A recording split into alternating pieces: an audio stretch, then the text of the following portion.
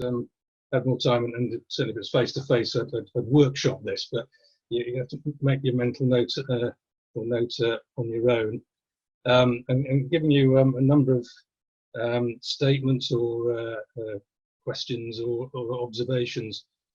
There's quite a number of them, and I'm not going to explain each one. But the question to ask about them, for you to ask and me to ask about them, is whether or not there's, well, first of all, whether or not there's a well-being issue here represented in the observation, and if so, what sort? And it's the sort of different sorts is what I want to tease out. So I'll read through them, and you could put something in the chat as you go. Think, oh, that's something I have something to say about. You don't have to say something about all of them. So here are the first four. My GP has diagnosed me with chronic stress and clinical depression. One of my lab group members has started to harass me. Thirdly, I've been working in jobs for 50 hours a week to fund my studies, and I try to keep up with the bills. I'm troubled by where the money will come from next. Fourthly, I'm working such long hours in my lab, my results not showing up, and I think I feel so tired and depressed. Here's the second group. I can sort of say that this is all involve explicitly the supervisor, if that's relevant or not, we'll see. Firstly, I'm struggling to articulate what my thesis is. What shall I do? It's like I've been abandoned to endless torment since my supervisor does not seem to care. I'm trying to write critically about my area, but it is so hard, and my supervisor just keeps sending my efforts back. And there's something, an institutional questionnaire for its PGRs, asking to rate their statements and whether it's, how much they're bothered by what it represents. And this one is, my supervisor waits at least a week before responding to my queries. Am I bothered or not? Okay, here's the third set. I'm so angry that the university has decided to close down my department. I've got to read all this torturous Middle English literature, and I finish the chapter by the end of the month, and I feel so stressed out. I'm deeply troubled by this interpretivism business. It does not seem right to me, and I just don't get it. And I don't feel like I really belong in my research group. Am I an imposter? Okay, this is the last set of them. And here, perhaps a pretend code of practice paragraph. Trigger warnings will be issued in advance if any material is to be viewed or expressed which may cause distress or offence to any participant or viewer. It's really brilliant you can drop into the campus mindfulness centre and play with a puppy. It stops me fretting about this horrible annual review. And finally, I suffer from panic attacks, and I'm so anxious about the thought of my viva, which will be coming up before long. Could I have exemption from it? Okay, those are my examples, so you don't have to digest all of them. But if any interest you, then do have some thoughts about it, and we can flick back to them later on. So, insofar as these may be about well-being, then what is the agenda of well-being, or what model should it follow? And without having done a sort of thorough survey of policy documents and statements, as what's work in progress, this is a quotation from one such institution of policy in the top right. When individuals, sorry, top left, when individuals have more challenges than their personal resources are able to deal with, the balance may dip, which may affect their feeling of positive well-being. Now, this is a sentence taken out of the context of the rest of the document, but what it invokes for me is what I call in sort of strict theoretical sense utilitarian, as in utilitarianism, Jeremy Bentham's philosophy of ethics. And I've sort of tried to represent this in terms of this little diagram, just a scale, positive through 0 down to negative and vice versa, of happiness or pleasure, or is that the same as satisfaction? I don't know if we'll put a question mark over that. And then the negative of that at the bottom. One of the points about Bentham's position on happiness and experiences generally is that they work on a linear scale. So it's either more or less happiness, and happiness, the state of happiness, is what Bentham thinks is morally relevant. And as a universal ethical theory, then what is after is the greatest happiness of the greatest number, which is the phrase at the bottom there. Now, without sort of going into too much detail, then this is a sort of basis for a lot of modern economic theory under the sort of neoliberal banner. It's the acquisition of units of value. Philosopher Martin Hollis called them utils, units of happiness, idea. And the idea is you accumulate the most you can. Of course, everyone's supposed to have as much as they can as a universal theory, but it's an individual accumulation model as well. So these are psychological states, and this view thinks they're measurable.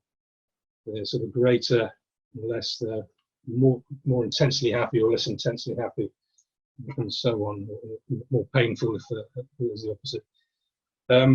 And when you combine this with issues to do with the individual's health, then it takes on a medical hue as well. So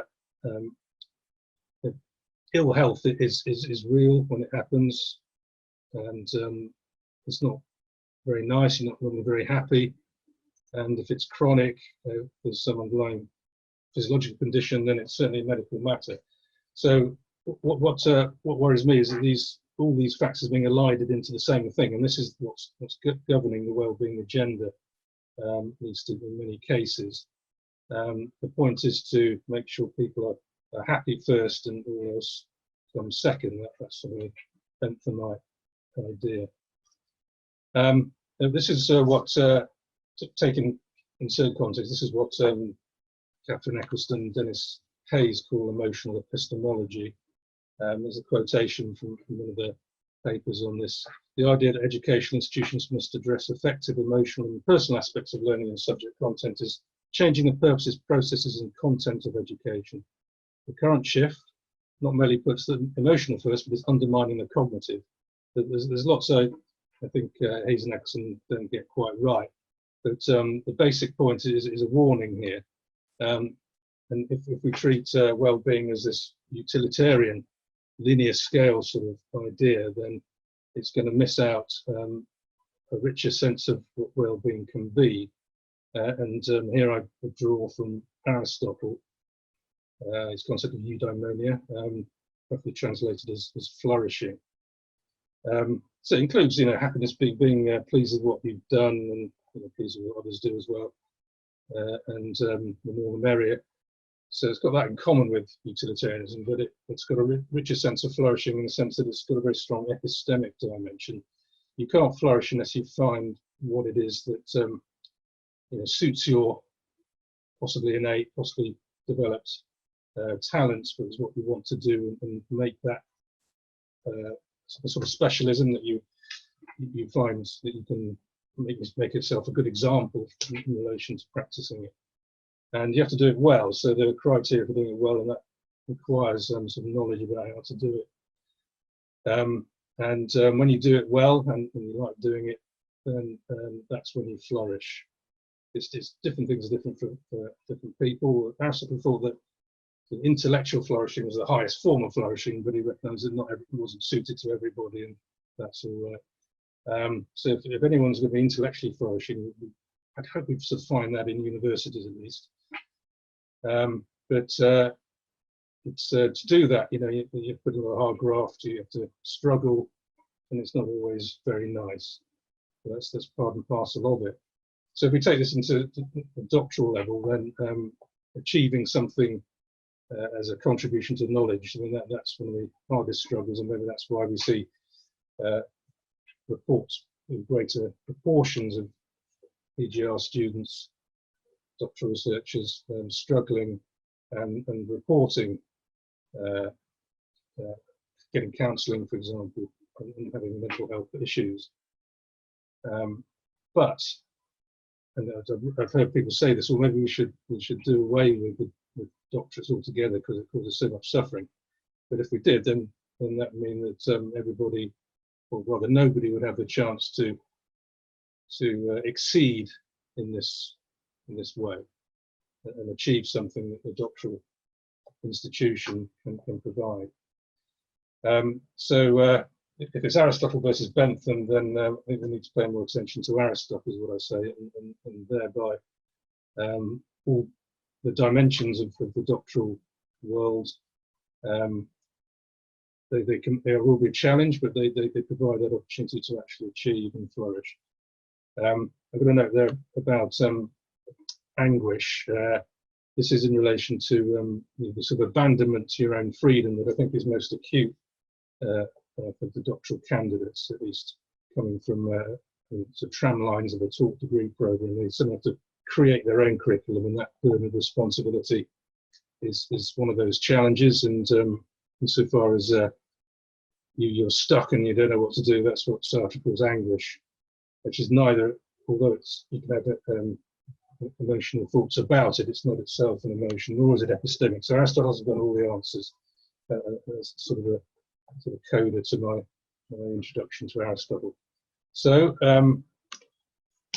any scaled problems. I'll just illustrate with the top quotation on this page. I'm so angry that the university decided to close down my department. On sort of a psychologist's view, anger it will be seen as one of the negative emotions, perhaps, when happiness a positive one. But if you have to get angry to save your department, then maybe it's not a negative emotion in an important sense. So you've got to sort of look at all these quotations, these observations in the light of what sort of well-being is at issue here.